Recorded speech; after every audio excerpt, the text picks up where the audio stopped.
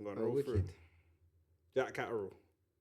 Josh Taylor. Yeah, man. Justice. I don't want to see revenge or repeat. This should be like justice, or I don't even know what the other J could be, bruv. But and you know the wickedest thing?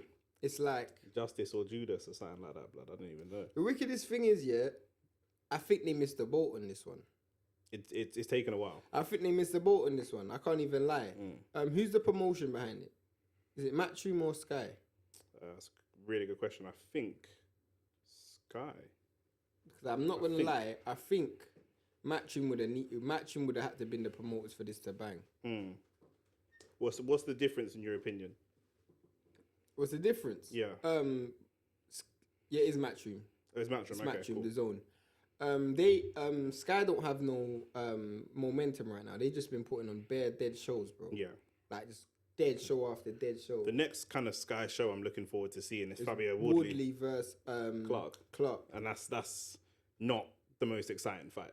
That's an exciting fight, but it's not. They're not big names. Yeah, they're not the biggest names. They're not moving the needle. This fight, like for one, Josh Taylor's lost since then. You know, he lost his belt to Teofimo Lopez, and he's almost been borderline exposed. That's 2 bad performances in a row.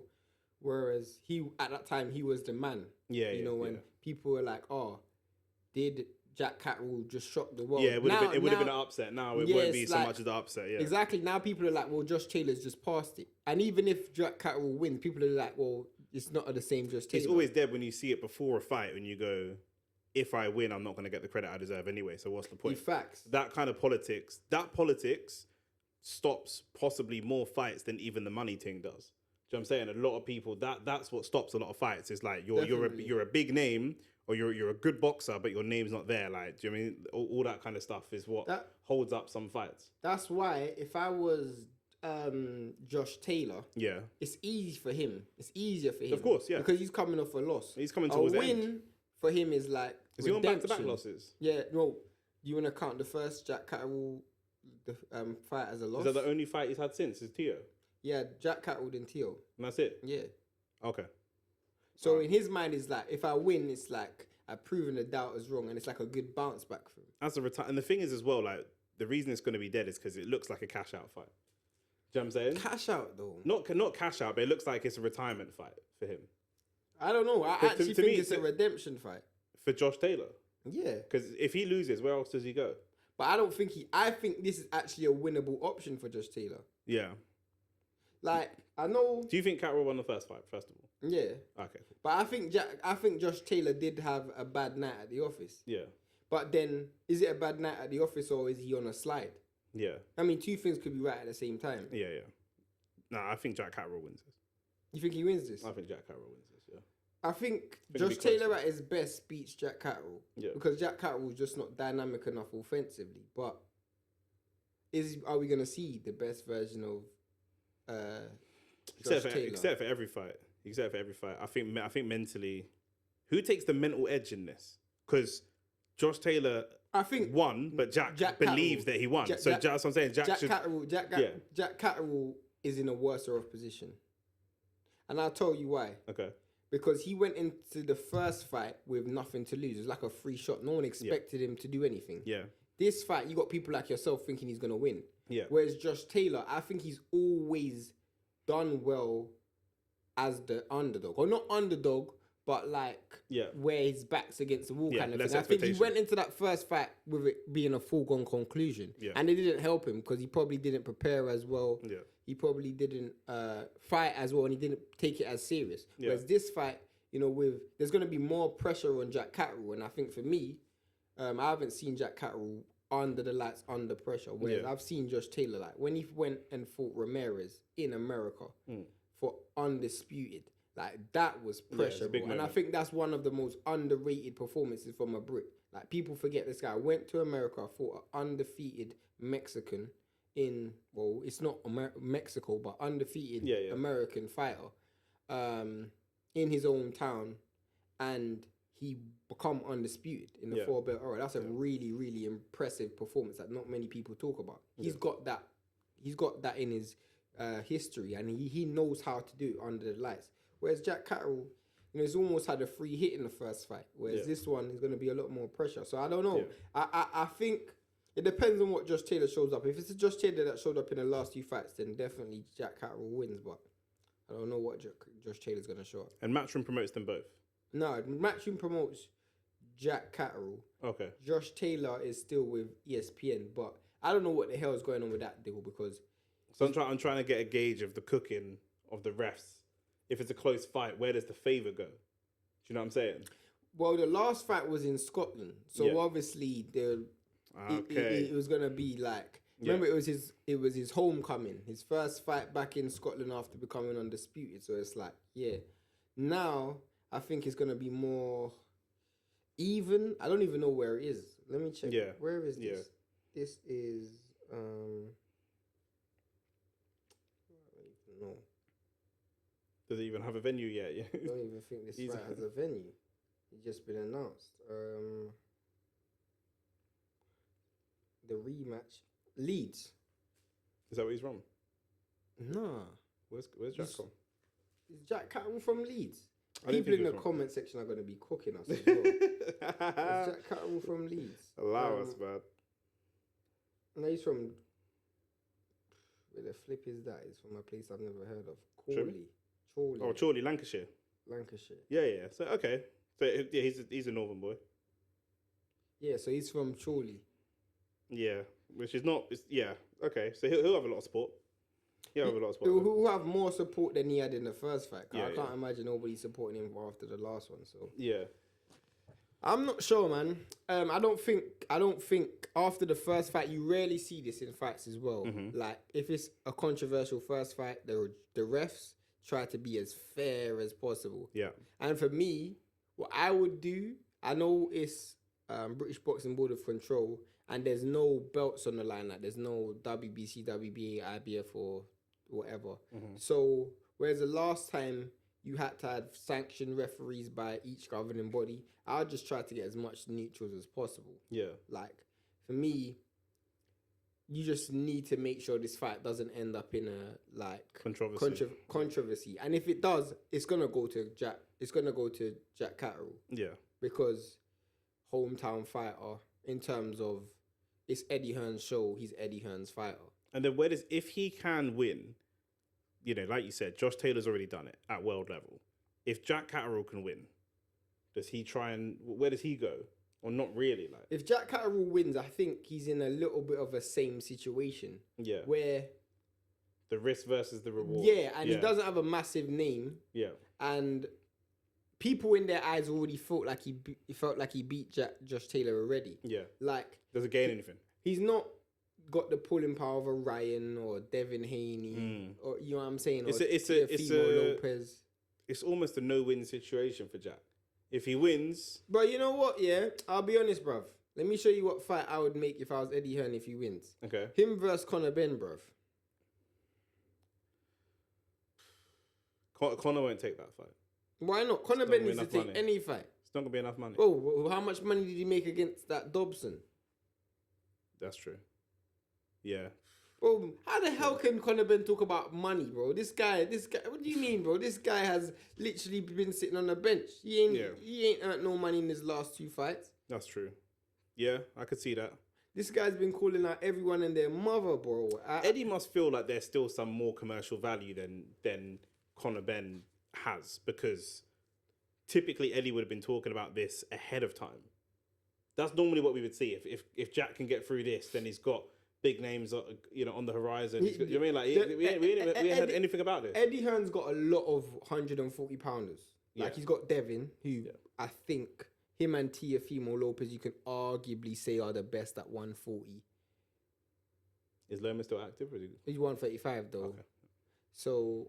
Oh yeah, of course, yeah. He just signed Matthias. Yeah. So another 140 pounder. He's got Jack Catterall. He's still got Regis. I know Regis just come off a loss, but he's still got Regis. Ryan Garcia isn't with Eddie Hearn, but he's with the Zone. Conor Ben Regis would be a good fight. It would be, and the trash talk would be great. It'd be a great fight. That would be and to be honest with you, who did I see the other day Conor Ben talk about? Conor Ben and Tank, innit? We spoke about Conor Ben last Tank, week. yeah. But Conor Ben... That's what I'm saying when I say Conor Ben wants the most money. you know what I'm saying? Like, if he, like, from his perspective, if he's shit talking Tank and he feels there's a chance to get the Tank fight, fighting Jack Catterall's got to feel like so many steps down. Like, he's going down past, from Tank, he's going down past that, past Regis, you know what I'm saying? Past other people to go all the way down to Jack Catterall.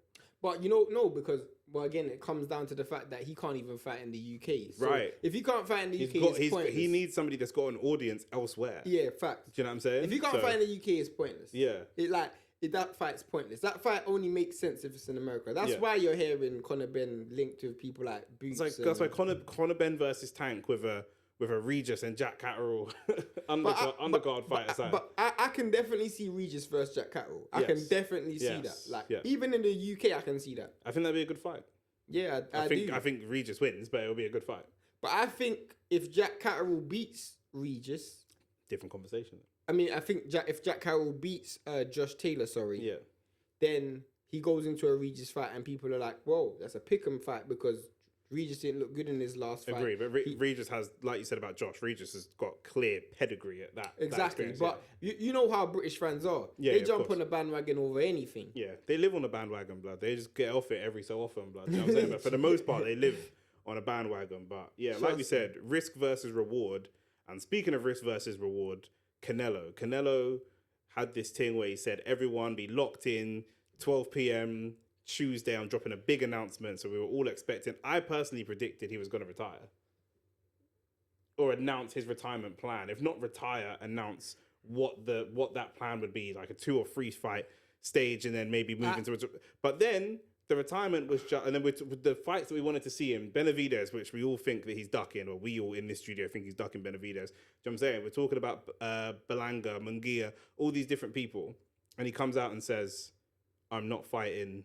My next fight will be against an American." That was it. Like, that wasn't even an opponent. Announcement. That wasn't even an announcement. That was an announcement that an announcement is coming. That's like throwing a baby shower to say, me and my wife are trying to get pregnant. Like, you ain't even got pregnant yet. Like, it's just bare premature. Like, in my opinion, I could have probably guessed that anyway. If you were to ask me what the nationality of his next fight will be, I'd probably say some black American. But he's also, I think, trying to... I thought my first reaction was he's trying to kind of hint that he's going to fight Crawford and then not fight Crawford.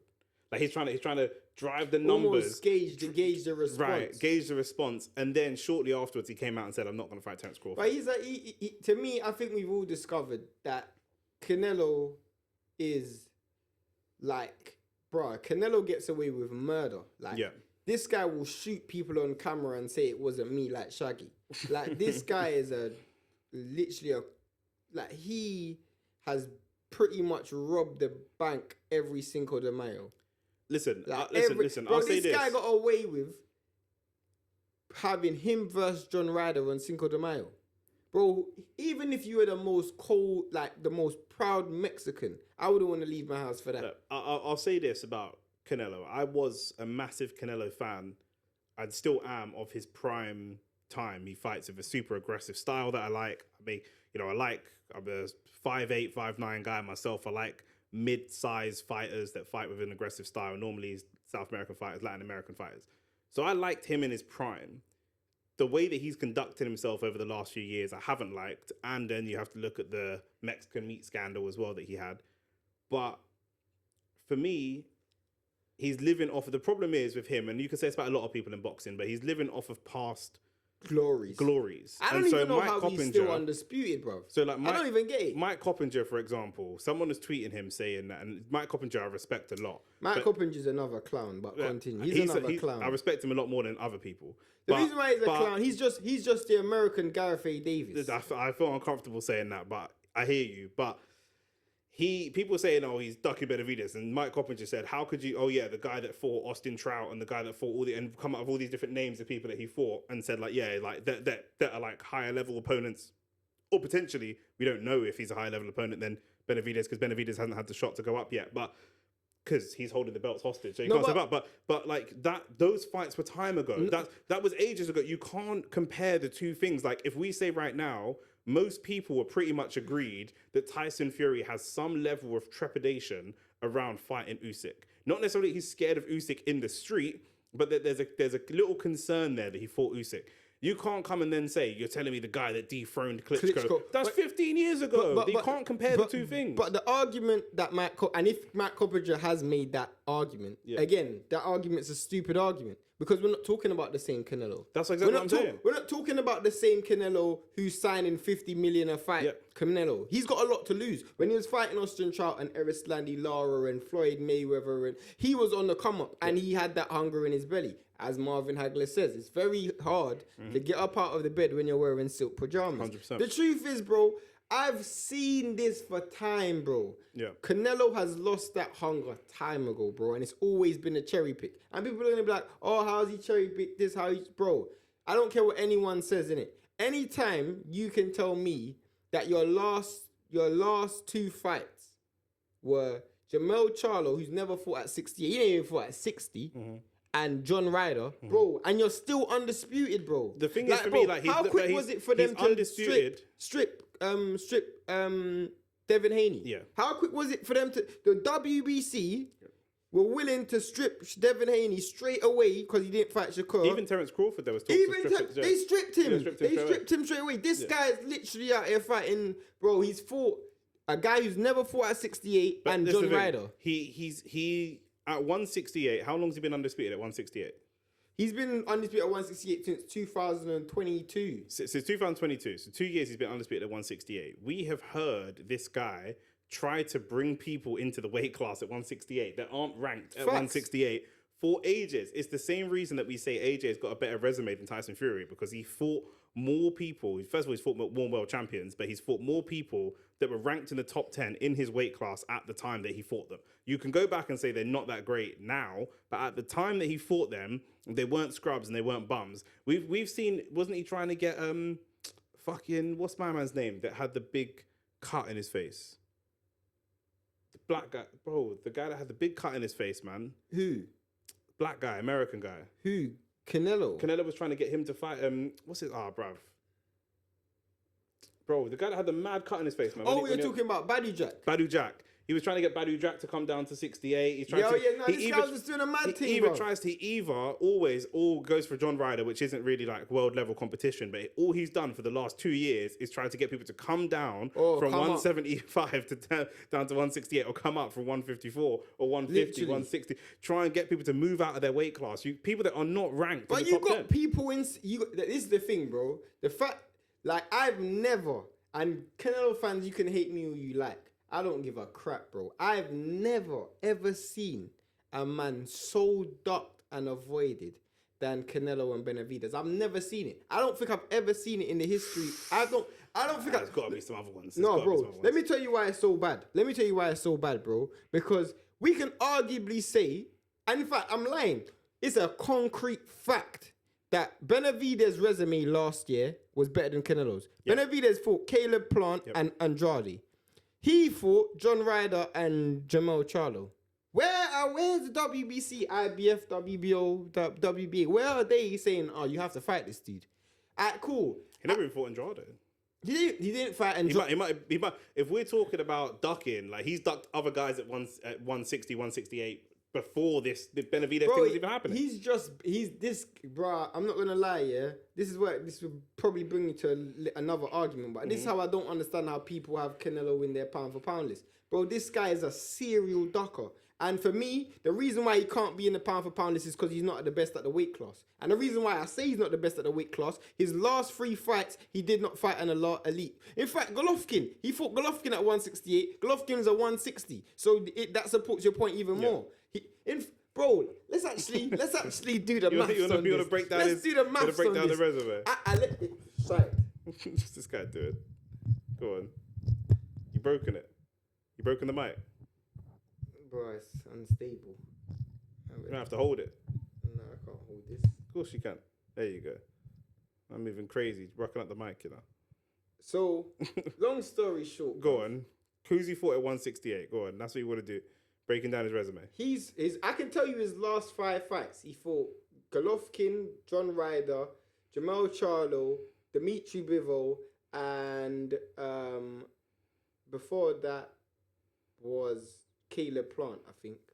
So Caleb Plant was a top 168 pounder. Yeah. Then he fought Bivol at 75. Yeah. He lost that. Then he fought Golovkin, who wasn't even a 68 pounder. He's 60.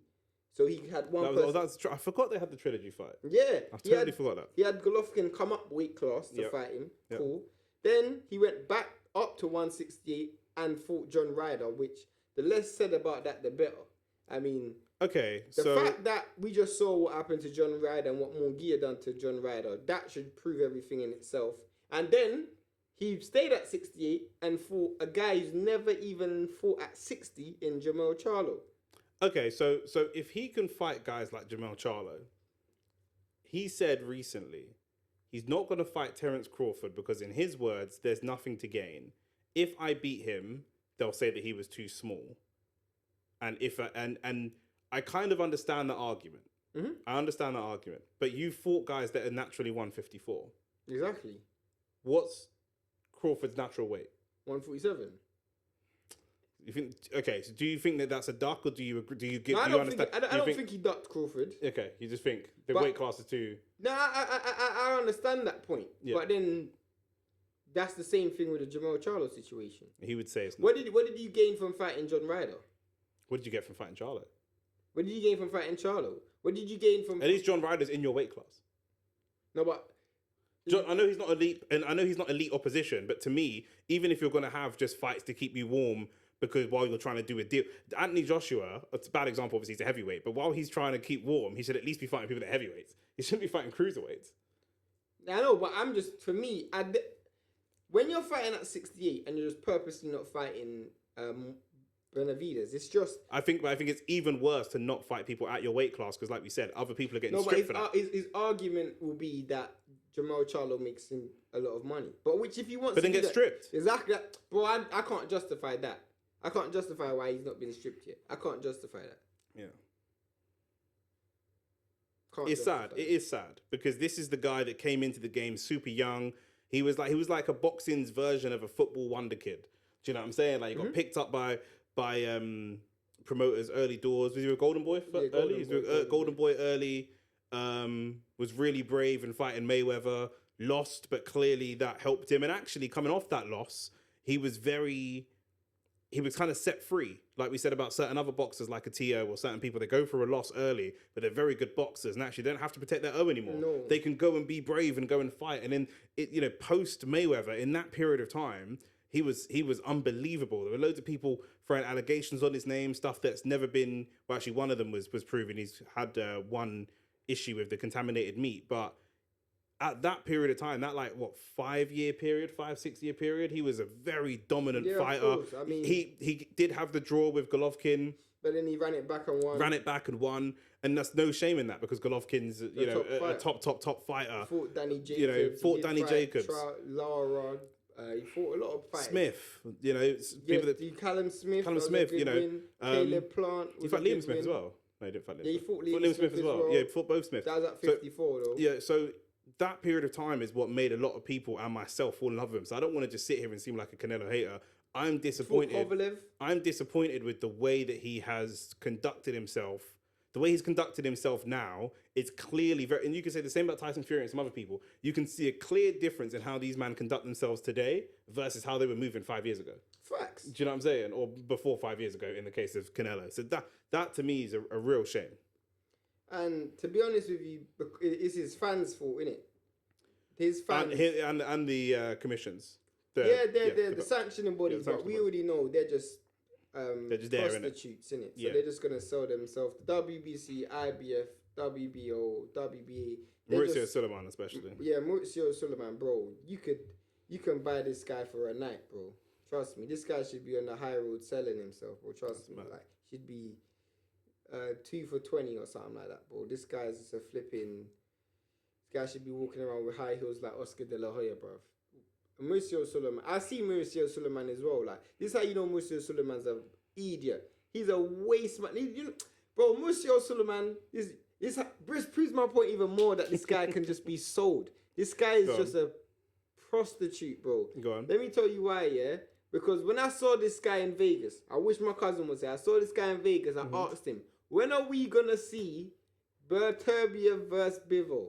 The guy said to me, to my face, and you can sue me, I don't give a crap. He said to my face that the fight will happen when the war's over between Russia and Ukraine. Last time I checked, that fight got announced, undisputed. Last time I checked, they're still fighting in Russia and Ukraine. So what go on, Mauricio? What happened?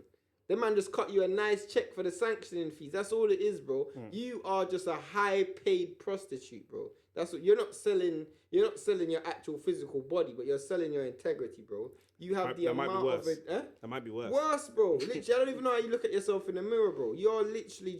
I could really grill you right now as well. Like, I could, trust me, the things I could say will probably get us cancelled, bro. Well, we're about to get cancelled anyway, because based on the next topic we're going to talk about, because we're talking about the state of boxing. We're talking about, bro. When I saw we're talking about the sanctioning bodies. When I saw this, we're talking about life's done. We're talking about the future of boxing, how boxing operates. Transgender boxers, transgender athletes. We've been seeing transgender athletes in the news a lot in non-contact sports. We've been seeing it in swimming. We've been seeing it in running. I think we might have seen one example in football.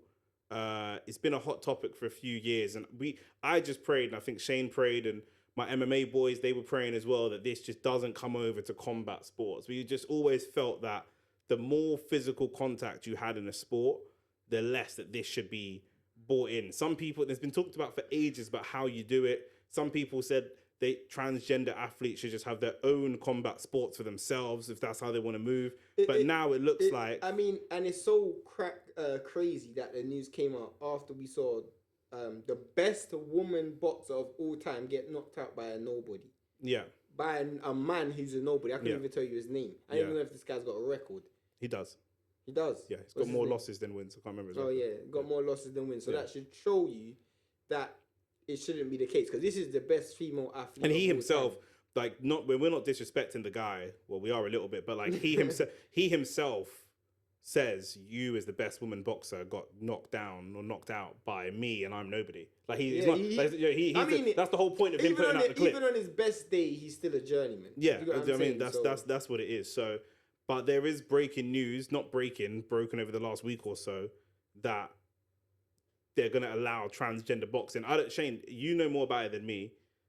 How does this happen? Bro, I don't know more. But in what I'm saying, like, in what form? I'm saying, like, in what form does this happen? Like what are the rules? What has to happen? From what I understand, and this is where it's a grey area, because I understand that if you're a person who's like transitioning, and I don't know about that way of life, you have to take either testosterone or estrogen to transition. Yes. But if you have artificial testosterone in any sport, that's performance enhancing. So I don't know how that works.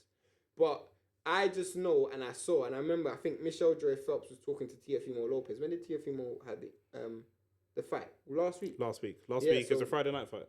Yeah, Friday night. So Friday. In and around that time, I saw an interview with Michelle Joy Phelps, probably still online, where she was asking him, and she was basically saying that they're gonna allow trans athletes, and it's always men turning into women. You're never gonna see a woman transition and become a man and fight in the pros. It's always the other way around. Okay, cool. I thought you meant in life, but you mean in this specific instance because you're never gonna boxing. For boxing, like, because a woman just won't be able to do it. But a man, you can as a woman, you can transition, take all the testosterone you want.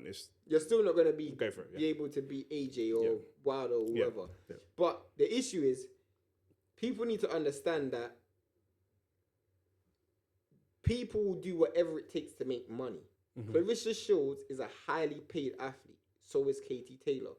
So is probably Alicia Baumgardner. Those people are highly paid athletes. Someone in the men's sport who isn't good, or let's take that guy for example who just knocked out Clarissa Shields. He probably weighs the same as Clarissa. Let's try and use a fighter that people know. Just to help you. Who could you see being a transgender athlete? That's a good topic. In the comment section, if there's any fighter right now, it's so funny. If there's any fighter right now who you can see transitioning from a male fighter to a woman fighter, who would it be? I told you that I already had someone in mind immediately. Who's that? We spoke about them before, you even mentioned their name already. And mentioned the reason why already on this show, since you've been sitting here. Who? Oscar. You already said it. But Oscar's not even Oscar De La Hoya, definitely. You said he already likes to walk around in lingerie and heels. Yeah, so it's not a hard. It's not a hard transition. He's got the wardrobe. Do you know what I'm saying? Trust, facts. He's got, but if facts. To be honest with you, I can clearly see Oscar De La Hoya doing that. That's it. Like he'll become world champion because the thing is, he might be the first person to ever win the WBC title for men and women. That's true. But I want to use a fighter as an example to continue your analogy. Let's use Conor Benn. Okay, perfect. Conor Benn will never be a welterweight world champion. It's very unlikely. It's very unlikely. We can all agree that as it stands at the moment, he's not world champion level. He's not world champion level. Of course. Yeah. If the dynamic stays the same, where you got guys like Virgil and Boots and all that, he's never going to beat none of them to become a world champion. He might win a vacant one, maybe, if he's lucky. But as it stands right now, it doesn't look like he's going to win a world title. Yeah.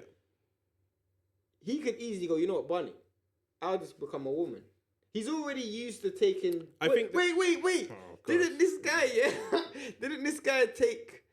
I swear to God, he got... Pregnancy pills. Pregnancy pills. After he commented on Insta. Shout out Conor Benn, man. Bro, I swear this guy took pregnancy pills. And he's already consuming eggs, fam. It's long. It's long. The process to transition, to be fair, you know, I don't know all the details, but I have met people who have transitioned in life. And I think that it's more complicated than that. It's not as straightforward. It's a long-term process. It changes your body. It does change the hormones and different things like that. But for the sake of the combat sport, it isn't going to change the things that are going to be very, very important. Facts. Like, for example, the strength, the muscle mass, the muscle endurance, the punch resistance, the power, those things. The most important thing you just said for me is punch resistance. Yeah. What you got to understand is people need to understand. Women can't knock out women. You can see... Do you know any gay people? Not many. No, but when I was younger, people I work with. Yeah. I know a couple of gay guys I went to school with that come out as gay, and they used to get bullied a lot because we grew up in an environment when I was younger. Being gay was seen as like super weird, and they used to get bullied and whatever. And some of them, man, I'll level with you, some of the toughest brothers I've ever seen in my life because they used to get bullied and beat up. Yeah. But they never used to get knocked out. Facts. They're so tough because some of them used to get punched up regular. There's man that's my age now that's never had a fight. They might look big and scary because they go gym, but they've never actually had a fight. Whereas some of these guys, regardless of, some of them might be a little bit effeminate, but you know what? They've been punched up enough times in their life. And the punch, I'm not even taking the piss, I'm being so serious. The punch resistance that some of these people have, because they are still, no matter how soft and non-masculine you might think that this person looks, and I'm not saying that's all gay people, that's a man. That is a fully grown, fully developed, gone through puberty man. Do you know what I'm saying? Bro, it's peak because I don't care what anyone says in it. Like, we were talking about this the other day when we were talking about Lauren. Yeah. I don't care what I can go in a ring with any female up to a certain weight class and I guarantee they won't be able to knock me out. Yeah. I guarantee, and I've never. What about a lucky punch? No, you, bro, I promise you. Even a lucky punch? You think just pure power? And I can tell you, biomechanically, women struggle to knock even other women out. Biomechanically, you can look at the stats, bro. Biomechanically, women struggle to knock other women out. And I could go down into the technicals of it very, very comfortably. Yeah. But it's just the facts. The stats are there. When a man or any athlete knows that you can't hurt them, the amount... If I go in a fight right now and I can't hurt Nick's going to walk through the front door with no care, bro. It's like when you're playing football against... you know what it's like? It's like when you're playing football against youngsters.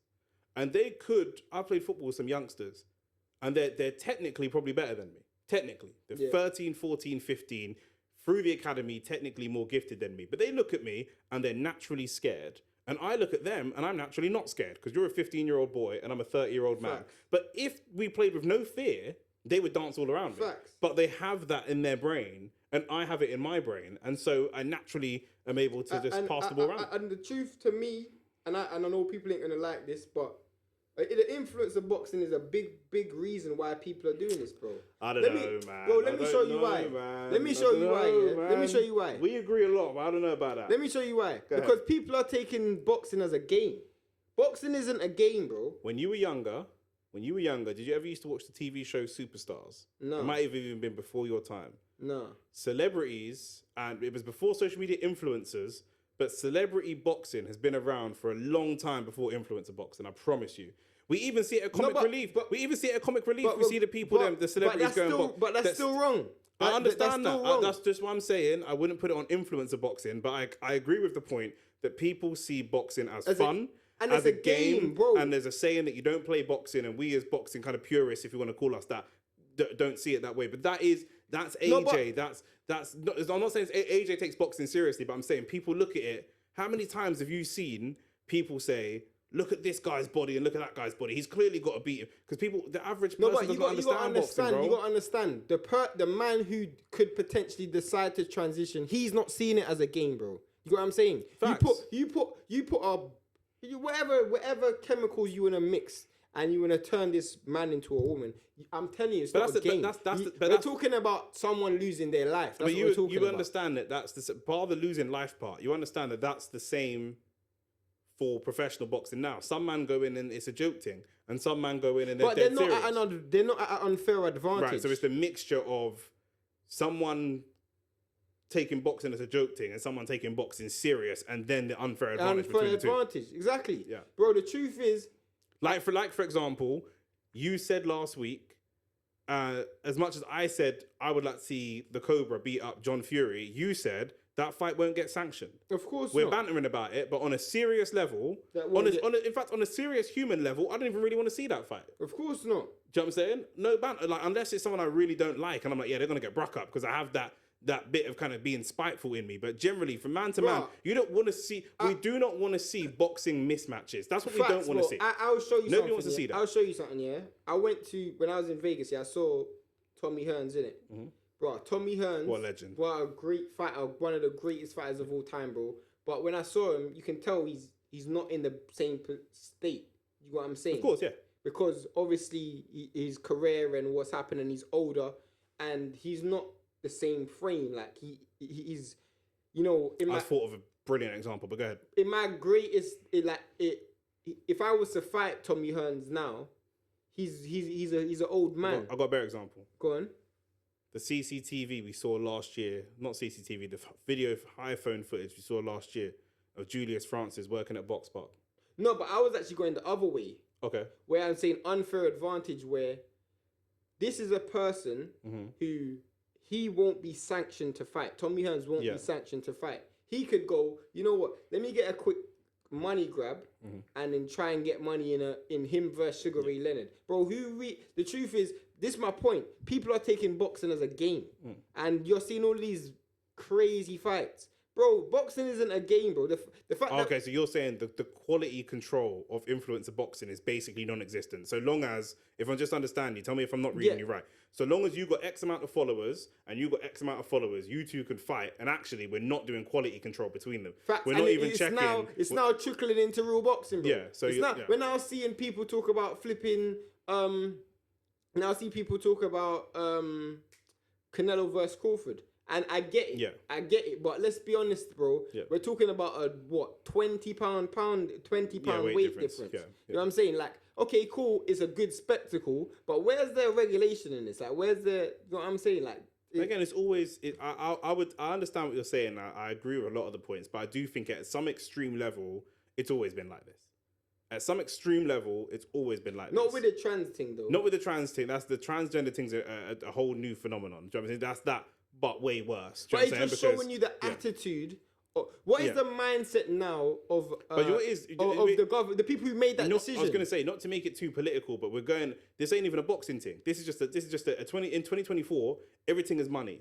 Everything. There's no, like, they don't care about nothing. They don't care about it's all about money. I'm going to say the darkest thing before we close the show. Someone needs to die in boxing before people start taking this game seriously. No, someone needs to die in the West for people to start taking it seriously. And I know, obviously, people die in boxing all the time. I actually know fighters who's died in boxing. That's how I know there's between 10 and 15 fighters in professional boxing that die every year. Trust me. Every year. But I'm saying, like, these almost people... you know what we need to see? We need to... And I really don't want to bring this up, but we need to see another fight like Eubank versus Watson. Was it Nick... No, I know Nick Blackwell, obviously, but I'm saying Eubank versus Watson, Eubank Senior versus Watson. I remember, I don't remember because I wasn't around, but my dad always tells me after that happened, there was so much changes made within boxing. But you know what's jarring though? Like, you need a really high-profile fight where people can say, "Raw." After Nick Blackwell died, rest in peace to him. After Nick Blackwell died, people on the news saying boxing should be banned and it's a brutal sport, and it's like, bro, no. If that's a freak accident, a freak accident can happen. I need to check something. A freak accident can happen. Did he die? I'm pretty sure he didn't die. Who? Nick Blackwell? He's in what? Or in a coma? He didn't die. He went in a coma. In a coma. Yeah. Do you know what I'm saying? Scott Westgarth died. Right. So after that, you got all these people saying, you know, boxing should be banned and this, that, and the third and all the rest of it. And it's like, bro, the freak accidents can happen. 100%. Yeah. You can fall and hit your head and anything can happen. But this is why there's supposed to be people there for quality control. Facts. And the quality control aspect, I think having transgender men fight against genetic biological women is a failing of professional boxing quality control. 1,000,000%. Do you know what I mean? And 1,000,000%. we will see, and we will, if enough people go into those ranks, we will never see a female boxing world champion ever again. That's an extreme example because the transgender population is very, very small. Do you know what I mean? So it's statistically unlikely. However, we're saying that there's nothing to stop that from happening. If people wanted that to happen, it could happen. 15 years time, it's a completely different story. Completely different story. Bruh, speak. Boy. But yeah, bro, if my son's a bum, do you know what I'm saying? And he can't make... see Oscar De La Hoya making some appointments, you know what he's doing it for. That's mad. Yeah, it's going to be Oscar versus... I don't even know, bro. Chantel Cameron. Chantel Cameron or dubs Oscar De La Hoya. I'm not gonna lie, bro. Serious. Boy. All the genetic women need is a American boxing coach, and they're good. All right, cool. How about this? American boxing coach with a woman, British boxing coach with a transgender woman. Who's winning? Trans is winning, bro. Still a man, fam. Even more than the coaches. Pause. I'm gonna cancel for that. Blood fire. Blood fire. She's still biologically still a man. Yeah. You know what I'm saying? She still has the biomechanics of a man. Yeah. So. Boy. Speak, fam. Anything else? I hope I have sons. Because guaranteed millions. By the time I have Pitney, bro, women won't even be allowed to do sports. Guaranteed. Because they're just going to lose. They're not even going to be able to win because there's going to be...